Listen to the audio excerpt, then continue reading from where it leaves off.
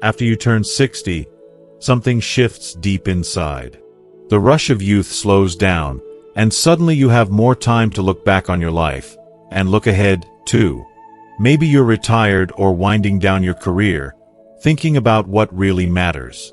The old worries about status, possessions, or keeping up with everyone else don't seem so important anymore. Instead, peace of mind and genuine happiness become the real treasures you seek. There's an old saying, at 60, learn to listen. At 70, dare to live. It's not about giving up, but about choosing wisely. It's about letting go of old grudges, unnecessary obligations, and all those things that weigh you down. When you reach this stage, you deserve to live with more clarity, like clear spring water, undisturbed by yesterday's storms. But how do you create a more peaceful, comfortable life after 60? The secret is learning what to leave behind. This isn't always easy, especially if you're used to putting everyone else first. But by letting go of certain habits and expectations, you can open the door to real joy, better health, and freedom in your golden years. If you are not subscribed, subscribe and activate the notification bell so you don't miss any videos. If you like the topic of this video, please comment 1. If you don't, please comment 0 to let me know how I can improve and make better videos for you. Now, let's begin. 1. Don't be overly soft-hearted. As we step into our 60s and beyond, life often takes on a new perspective. The world no longer rushes by at the dizzying pace it once did, and many of us find ourselves looking for deeper meaning, more genuine connections, and a sense of comfort that comes from within. It's only natural.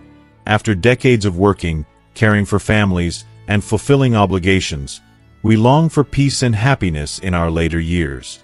But there's a lesson that's easy to overlook, especially for those of us with kind, giving hearts. Sometimes, being too soft-hearted can become its burden. Let's consider the story of a neighbor, someone you might recognize in your own life. Imagine a man named Tom. He retired after 40 years working at a manufacturing plant, a familiar face in the neighborhood, always ready to lend a hand. If someone needed a ride to the doctor, Tom would volunteer. If a young couple was struggling to mow their lawn, Tom was there with his old push mower. For years, he was the person everyone could rely on, and people spoke highly of his generosity. But over time, Tom's kindness started to invite more than just gratitude. There were small requests at first, a little help moving furniture, a ride here and there, a friendly ear for someone's troubles. But as word got around that Tom rarely said no, the favors grew bigger, the demands more frequent. Some people began to take his good nature for granted. One day, a neighbor's nephew, out of work and down on his luck, came by to borrow a little money. Tom, trusting and soft-hearted, didn't hesitate to help. The young man promised to pay him back, but never did. Not long after, Tom found himself missing a few tools from his garage. He couldn't prove anything, but the timing was suspicious. It wasn't just about the money or the tools. The real toll was on Tom's spirit. He began to feel uneasy in his own home, second-guessing the people he had always trusted. When he finally shared his story with a close friend, he admitted he was tired, not just physically, but emotionally. His willingness to help had somehow made him a target for people who saw only what he could give, not who he was.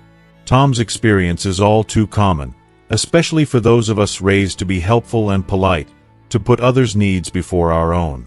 We may have spent a lifetime making sacrifices for our children, spouses, or even neighbors. But there comes a time, especially as we get older, when we have to set boundaries.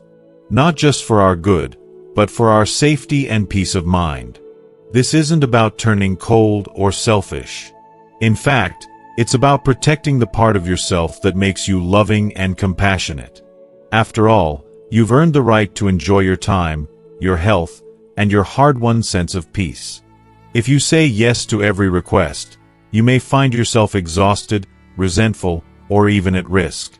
The reality is, not everyone who asks for help has your best interests at heart. Sometimes saying no is the most loving thing you can do for yourself and, in the long run, for others. There's a certain freedom in learning to say no, gently but firmly. It means you can help when you truly want to, not out of guilt or obligation. It means you can give from a full heart, not an empty one. Setting boundaries isn't selfish. It's an act of self-respect. And in your golden years, you deserve to feel respected, not just by others, but by yourself. Maybe you're someone who's always been a people pleaser. Maybe you worry that saying no will disappoint someone or make you seem unkind. But think about all you've given over the years, all the birthdays remembered, the favors done, the comfort offered in tough times. Your legacy is secure. Now is the time to honor your own needs, too. As we age, our time and energy are more precious than ever.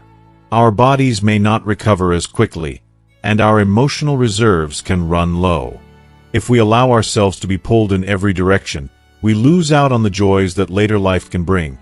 Quiet mornings with coffee, unhurried afternoons in the garden, the satisfaction of doing something just for ourselves. Tom eventually learned to set healthy boundaries. He started small, politely declining requests that felt like too much. He reminded himself that he didn't owe anyone an explanation for protecting his peace. Over time, his neighbors adjusted, and the requests slowed. Tom still helped out, but only when it truly felt right. Most importantly, he rediscovered the simple joys of retirement. Walks with his wife, time spent reading, and the comfort of knowing his home and his heart were safe. So if you find yourself tempted to say yes when you'd rather say no, remember Tom's story. Your kindness is a gift, but you're not required to give it away at your own expense. In this new chapter of life, let your wisdom guide you. Protect your boundaries, cherish your well-being, and permit yourself to enjoy the comfort and dignity you've worked so hard to earn. 2. Don't be willfully optimistic. As the years go by, optimism is often celebrated as a virtue. We are told to look on the bright side, to keep our spirits up, and to hope for the best even when times are tough. For many of us, that attitude has carried us through some of life's darkest storms: loss, disappointment, and unexpected change. Optimism can give us hope when we need it most. But after a certain age, it's wise to remember that optimism, when taken too far, can sometimes become a kind of blindness. Take, for example, the experience of Helen, a woman who raised 3 children mostly on her own after her husband passed away early. Helen was the rock of her family, steady, cheerful, and always ready with a word of encouragement. She believed in seeing the best in people, no matter what. Even when her oldest son made mistake after mistake, Helen insisted he would turn things around soon. When a neighbor borrowed her car and returned it with a dent, she chose to let it slide, certain it was just an accident and not worth a fuss. Helen's optimism made her well-liked. People often came to her for advice or a comforting presence. But as the years passed, her willingness to always see the best in others left her open to disappointment, and sometimes even hurt. For instance, Helen's younger sister moved in with her for what was supposed to be just a few weeks while she looked for a new job. Those weeks turned into months. Helen cooked, cleaned, and paid the bills, convinced her sister would soon get back on her feet. But her sister seemed to become more comfortable with the arrangement, not less. Instead of searching for work, she spent long days watching TV, and Helen struggled with how to address the situation. Still, she told herself, it'll work out. She just needs a little more time. This tendency, seeing only the best outcomes, refusing to address problems head-on, might sound familiar to many of us. We want to believe things will work out for the people we love. We hope that, with enough patience and kindness, others will rise to the occasion. And yes, sometimes they do. But often, willful optimism can become a way to avoid hard truths or difficult conversations. We might allow people to take advantage of our good nature. Or we might put ourselves in situations where we're not treated with the respect we deserve. Helen's story took a turn when her health began to falter. She needed support from her family, her children, her sister, but they'd grown so used to Helen being the strong one that they didn't notice her struggles. When she finally admitted she needed help, her sister was reluctant to step up. It was a painful lesson. Helen realized that her endless optimism had kept her from setting boundaries and from asking for what she needed. She had always assumed things would work out, but sometimes things only change when we take action. If you are still watching this video and find these lessons useful, please comment 1 below to let me know that you are still here with me. There's a difference between being positive and being naive. At this stage in life, it's important to see the world as it truly is, to recognize when people are taking advantage of our good intentions, and to acknowledge when a situation needs to change. That might mean having honest conversations with loved ones, making tough decisions, or even asking for help when we need it. Optimism is a beautiful quality. It can make our days brighter and help us bounce back from challenges. But after 60, it's even more important to pair optimism with wisdom. Trust your instincts. If something doesn't feel right, don't ignore it in the hope that it will resolve itself. Speak up for yourself, ask for what you need, and don't be afraid to set limits. Helen eventually found her voice. She spoke gently but firmly to her sister, explaining that it was time for her to move out and become independent again. She told her children she needed help with errands and appointments. Some were surprised. Helen had always been so upbeat and self-sufficient, but they respected her honesty. Over time, her relationships became more balanced, with everyone contributing and supporting each other in turn. So, if you tend to see only the silver lining, remember, optimism is wonderful, but it should be rooted in reality. You deserve honesty, respect, and consideration. Allow yourself to acknowledge the whole picture, the good and the difficult. When you do, you'll find that your optimism becomes more powerful, and your golden years will be even more fulfilling, grounded in truth and authentic connection. 3. Don't become too obsessed with socializing. In retirement, when the daily bustle of work and raising a family fades, a new freedom emerges, time to spend as you please. For many, that freedom is a gift, a chance to reconnect with old friends, attend church socials, join community groups, or simply catch up with neighbors over coffee. Social connection is, without doubt, a cornerstone of happiness and even longevity. But like all good things, even socializing can become too much of a good thing, and sometimes the pursuit of constant company can leave us feeling emptier than before. Consider the story of Bill, a retired teacher who had always loved being around people. His calendar was packed: morning walking club, afternoon bridge games, book club every Thursday, and Sunday dinners with old friends. At first, the activity brought him joy. Each event was a chance to laugh, to share stories, to feel valued and included. But gradually, Bill began to realize that, despite being constantly surrounded by people, he felt more and more disconnected. It started subtly. After a busy day of social engagements, he would come home feeling drained rather than energized. The conversations at some gatherings felt shallow, revolving around the same old topics.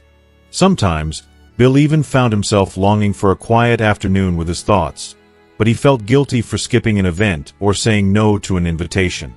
He worried that people might think he was becoming reclusive or ungrateful for their company. So, he kept saying yes, until socializing became an obligation, not a pleasure. Bill's experience isn't unique. After a lifetime of being responsible for others, children, students, colleagues, it can feel odd, even unsettling, to be alone with yourself. There's a subtle pressure, especially in retirement, to fill every space on the calendar, as if solitude were something to be feared.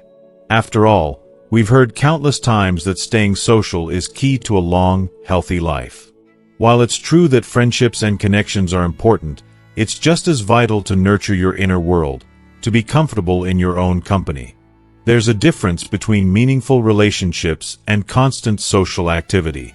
Not every acquaintance is a true friend, and not every gathering feeds the soul. As we get older, it becomes even more important to choose quality over quantity. The most rewarding friendships are those where you can be yourself. No pretense, no pressure, just genuine understanding and trust. These relationships may be few, but they're the ones that stand the test of time. Bill eventually realized he needed to make a change. He started being more selective about the invitations he accepted. Instead of attending every group gathering, he focused on nurturing a handful of close friendships, the kind where conversation flowed naturally and silences weren't awkward. He made time for solitary walks in the park, where he could enjoy the changing seasons, listen to the birds, and let his thoughts wander. Slowly, he discovered a new kind of peace. Without the constant pressure to socialize, he felt more centered, more present, and even more appreciative of the company he kept. It takes courage to step back from the crowd and tune in to your own needs. Some people might not understand why you've become less available, and that's okay. The most important thing is to honor what feels right for you at this stage of life. Solitude isn't the same as loneliness. Time spent alone can be deeply restorative. It's an opportunity to reflect on your journey, rediscover old passions, or simply savor the stillness that comes from within. If you've always been the life of the party, or if you've felt pressure to join every social group, remember, you don't have to prove anything to anyone. The friendships that matter most will remain, even if you see each other less often. Your worth isn't measured by the number of invitations you receive or the parties you attend. It's measured by the depth of your relationships, with others and with yourself.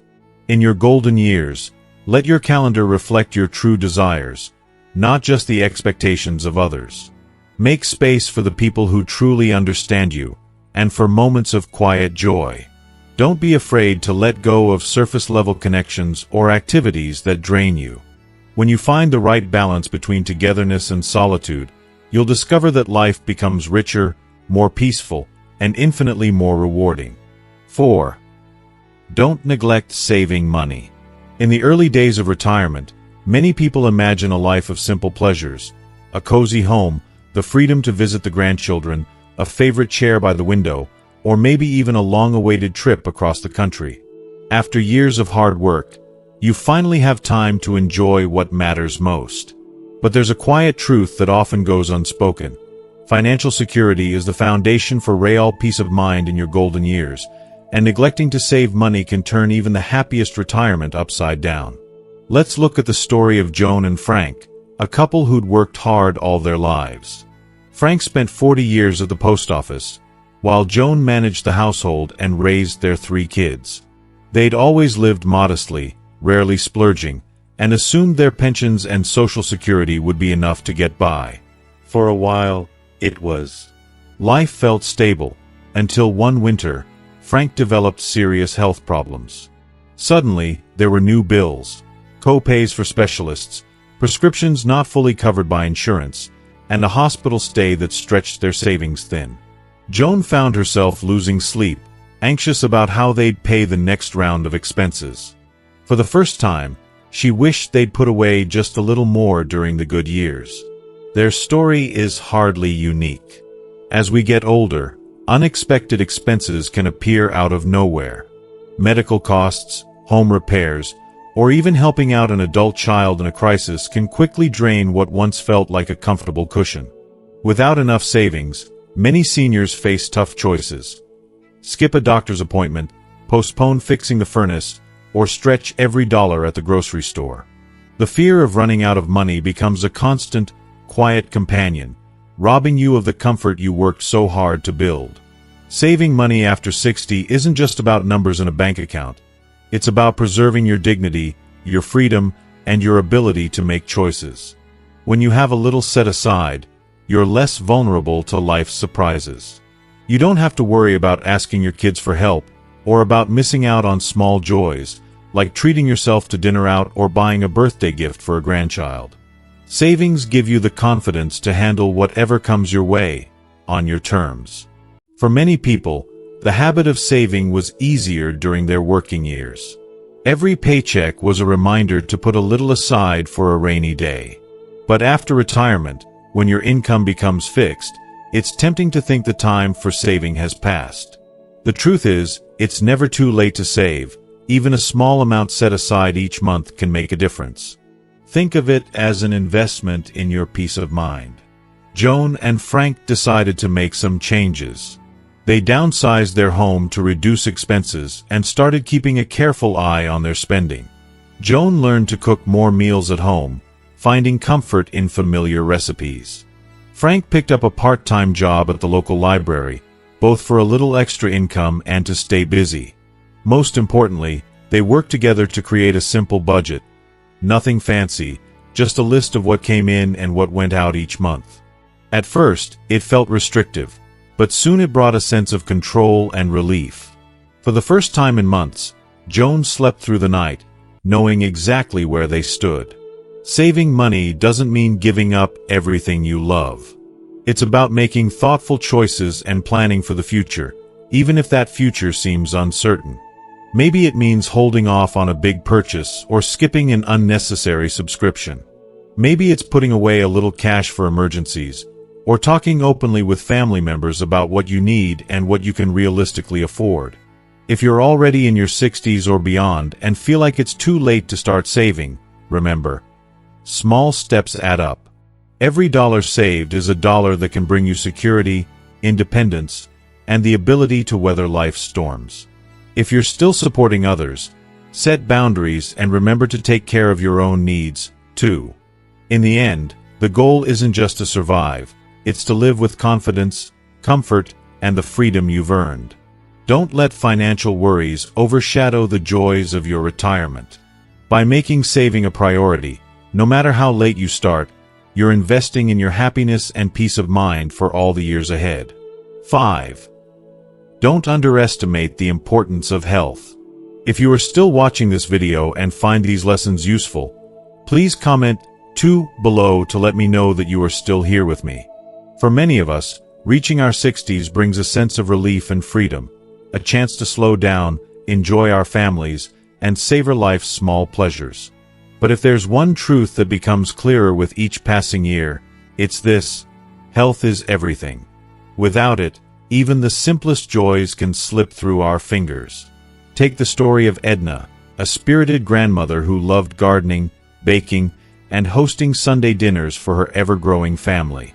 For most of her life, Edna was so busy caring for others, her kids, her husband, her church, that she hardly thought about her well-being. "I'll be fine," she used to say, even as she skipped her annual checkups or ignored those little aches and pains that seemed to pop up more often with age. She prided herself on her toughness and rarely let herself slow down. But things started to change one spring when Edna found herself struggling to keep up in the garden. Simple tasks left her winded, and her knees ached more than usual. She chalked it up to getting older, telling herself not to make a fuss. It wasn't until her daughter insisted on a doctor's visit that Edna finally learned her blood pressure was dangerously high, and that years of ignoring her health had caught up with her. For Edna, it was a wake-up call, and not just for her, but for her entire family. The truth is, our bodies are like the foundation of a house. When we take care of them, everything else stands strong. But when we neglect our health, the walls start to crack, and the life we built can suddenly feel unstable. It's easy, especially after decades of working and caring for others, to put our own health on the back burner. Maybe you tell yourself you're too busy, or that those extra pounds or sore joints are just part of getting older. Maybe you figure you'll get around to the doctor next year, or that exercise is for younger folks. But the reality is, taking care of your health after 60 isn't a luxury, it's a necessity. It's the best gift you can give yourself and those who love you. Edna's journey wasn't easy at first. She had to learn new habits, like taking her medications every day, making time for gentle walks, and swapping out some of her favorite recipes for healthier alternatives. There were days she missed her old routines or felt frustrated by the changes. But over time, something shifted. She started sleeping better, her energy returned, and those Sunday dinners became joyful gatherings again. This time with Edna right in the middle, laughing and sharing stories with her grandkids. Maintaining your health isn't just about doctor visits and medication. It's about listening to your body, giving it the rest it needs, and staying active in ways that feel good for you. It's about nourishing yourself with wholesome foods, staying hydrated, and making room for joy and laughter. And perhaps most importantly, it's about your mindset. Keeping a positive attitude, even when faced with setbacks, makes a world of difference. You don't need to run marathons or adopt a strict diet to stay healthy. Simple steps, like regular walks, stretching, or dancing in your living room, can do wonders for your heart and spirit. Find an activity that makes you smile, whether it's gardening, swimming, or joining a local exercise class. Remember, it's not about perfection. It's about progress and consistency. And don't forget to tend to your emotional health, too. Reach out to friends, stay connected to your community, and give yourself grace on the tough days. If you need help, ask for it. There's strength in acknowledging your needs and in letting others support you. Edna's story is a gentle reminder that health isn't something to take for granted or postpone for someday. Every day is an opportunity to invest in yourself, to strengthen your foundation, and to ensure that you can enjoy all the beauty life still has to offer. The better you care for your health, the more freedom, independence, and happiness you'll find in your golden years. So don't underestimate the importance of health. Embrace it, nurture it, and let it be the key to your most vibrant, fulfilling chapter yet. 6. Don't lose your temper with family members. As the years go by and families grow and change, there's a quiet truth that becomes clear. The people under our roof can bring us the greatest joy, but sometimes also the deepest frustrations. In retirement, when the house that was once bustling with kids and endless chores starts to quiet down, family gatherings take on new meaning. Holidays, Sunday dinners, or simple afternoons with grandkids become precious. But these moments can also stir up old tensions, misunderstandings, and, if we're not careful, quick tempers. Consider the story of George, a retired engineer who spent his career leading teams and solving tough problems. At home, he carried that same sense of responsibility and authority. George loved his grown children fiercely, but as they built their own lives, he sometimes found it hard to let go of the reins. When his son lost a job or his daughter made a parenting decision he didn't agree with, George would jump in with advice or criticism, often a little too quickly, his voice rising in frustration. "Why don't you ever listen?" he would say, or "if you just did it my way, things would be easier." George didn't mean to hurt anyone, but his outbursts cast a shadow over family visits. His grandkids would tiptoe around him, and his children sometimes found excuses to stay away. It pained George deeply, but he didn't know how to bridge the gap. For many older adults, this pattern feels familiar. After a lifetime of working hard, raising families, and making sacrifices, it's easy to feel invested in how things turn out. Sometimes, that investment comes out as impatience or a short temper, especially when we see loved ones struggle or make choices we don't understand. It's natural to want the best for them, but the way we express those feelings can make all the difference. The truth is, as we age, our role in the family shifts. Instead of being the authority, we have the opportunity to become wise guides, supportive listeners, and gentle encouragers. That doesn't mean we give up our values or opinions, but it does mean learning to choose our words and our battles more carefully. After one especially tense Thanksgiving, George decided something had to change. He started by taking a step back whenever he felt his temper flare. He reminded himself that his children were adults now, capable of making their own decisions, even if they made mistakes along the way. He practiced listening more and talking less, offering advice only when asked. It wasn't easy at first, but with each small effort, the atmosphere at home began to shift. Instead of lectures, George offered stories from his own life, sharing what he had learned without insisting others follow his path. He found that his family opened up more, sharing their struggles and joys. Laughter returned to the dinner table, and the grandkids started dropping by just to say hello. George realized that kindness, patience, and a willingness to let go were worth far more than being right all the time. Losing your temper doesn't make you a bad person. It makes you human. But as we get older, we have the wisdom and perspective to choose a gentler way. When family members disappoint or frustrate you, take a deep breath. Remember all the times you needed a little patience and understanding of yourself. Ask yourself what matters. Is it more important to win the argument or to keep your relationship strong and loving? Families will never be perfect. There will always be disagreements, moments of hurt, and times when words come out sharper than we intended. But there's power in being the one who stays calm, who forgives quickly, who listens with an open heart. By choosing patience over anger, you can help create a home filled with trust and respect, a legacy that will last far longer than any single disagreement. George's story is a reminder for all of us. The true measure of family isn't how much we agree, but how much we care. In your golden years, you have the chance to lead by example, showing your family what real love looks like: patient, forgiving, and kind. So the next time your temper starts to rise, remember, sometimes the most powerful thing you can do is simply to hold your tongue, open your heart, and let peace have the final word. 7. Don't worry excessively about descendants. There's a certain worry that comes with loving deeply, a worry that grows as your family grows, and as you watch your children and grandchildren step out into a world you know all too well. After so many years of caring for others, it becomes second nature to fret over their choices, their well-being, and their happiness. For many older adults, concern for their descendants is a quiet background hum, never quite disappearing. But sometimes, that worry grows too heavy, clouding your days and making it hard to enjoy the present. Margaret knew this all too well. As a mother and grandmother, she had always been her family's anchor, the one who planned every holiday, remembered every birthday, and offered a warm bed when someone needed a soft place to land. Even in retirement, her mind was full of questions.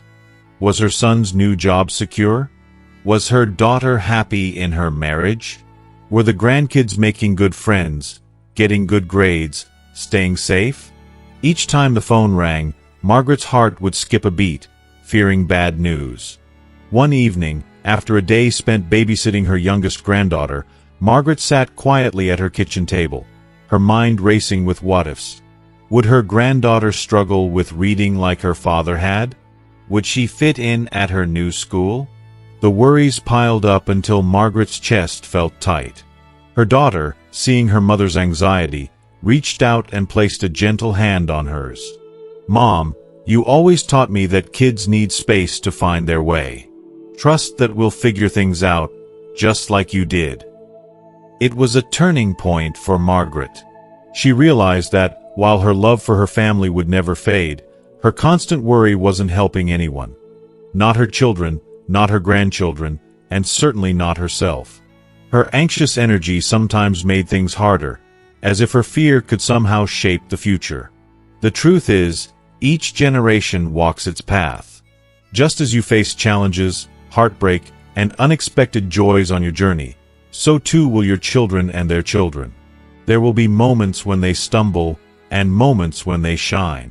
Your wisdom and support are valuable, but you cannot, and should not, shield them from every difficulty. If you are still watching this video and find these lessons useful, please comment 3 below to let me know that you are still here with me. Margaret began to practice letting go, little by little.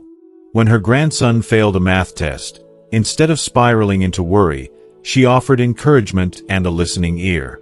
When her daughter called, stressed about work, Margaret reminded herself not to jump in with solutions, but simply to listen and trust her daughter's strength. She discovered that her family grew more confident and resilient when given the chance to solve their problems. It's not always easy to step back. There's a tenderness in wanting to protect the ones you love. But there is also wisdom in recognizing the limits of your influence. Worrying excessively can strain relationships, create tension, and prevent you from savoring the good moments. Your descendants need your love, your faith, and your example of how to live fully, even in the face of uncertainty. As time passed, Margaret found herself lighter, her days less burdened by imagined catastrophes. She focused more on enjoying time with her family, reading stories, sharing meals, laughing together. She kept her door open, her heart open, and let her family know she would always be there if they needed her. But she also honored their independence, allowing them to grow and flourish in their own ways. If you find yourself lying awake at night, worrying about your children or grandchildren, remember, you have given them roots, and now it's time to let them use their wings. Trust in the lessons you've shared, the values you've instilled, and the strength that lives on in them. Life will never be free from worry, but it can be filled with trust, acceptance, and peace. Margaret's journey is a gentle reminder for us all. Love fiercely, support generously, and trust deeply. When you release the weight of constant worry, you make space for joy, connection, and the kind of wisdom that only comes with age. Your family's story is still unfolding. Allow yourself to watch it with hope, faith, and an open heart. 8. Don't overly prioritize relatives. Family. It's a word that carries so much meaning, so much history. For many of us, our relatives are the center of our lives. People we trust, people we lean on, people who share our stories and traditions.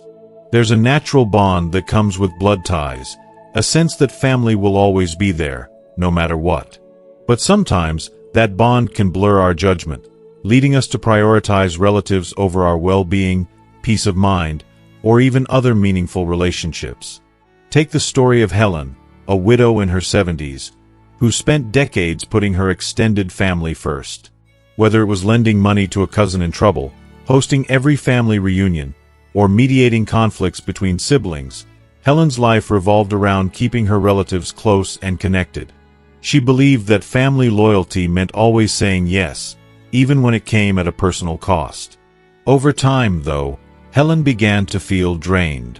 Some relatives took her kindness for granted, asking for favors that stretched her thin. Others seemed to only show up when they needed something, disappearing when she needed companionship or support. Helen's friends, longtime neighbors, and community members noticed how tired she looked, how often she canceled plans to tend to family matters. It was a painful realization. Her devotion to relatives sometimes left her isolated, overlooked, and even vulnerable.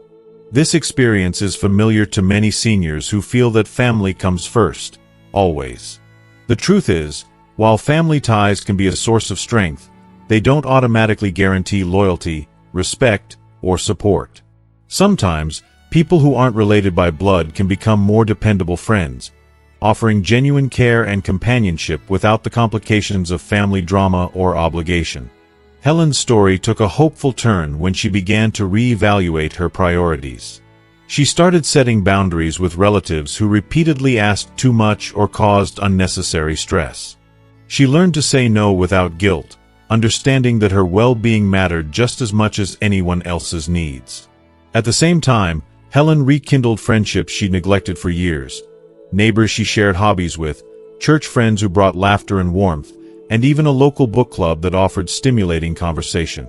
This balance wasn't easy to achieve, but Helen discovered that life felt fuller and lighter when she invested in relationships that nourished her soul, regardless of whether they were family. She found joy in afternoon coffee dates, long walks with friends, and volunteering at the community center. These connections gave her a new sense of belonging and support, one that was reciprocal and uplifting. If you're someone who feels compelled to put relatives above all else, remember, your love and loyalty are gifts, but they shouldn't come at the expense of your happiness or peace. It's okay to protect your time and energy. It's okay to choose who you spend your days with, based on how they make you feel, not just because of a family tie. Sometimes, family relationships come with expectations and old patterns that are hard to break. But with gentle courage, you can create healthier boundaries and redefine what family means to you. Perhaps it means spending less time on family disputes and more time on activities that bring you joy. Maybe it means reaching out to friends who have stood by you for years, or finding new communities where you feel valued and seen. Over-prioritizing relatives can also mean overlooking the precious opportunities to build new, meaningful relationships in your later years.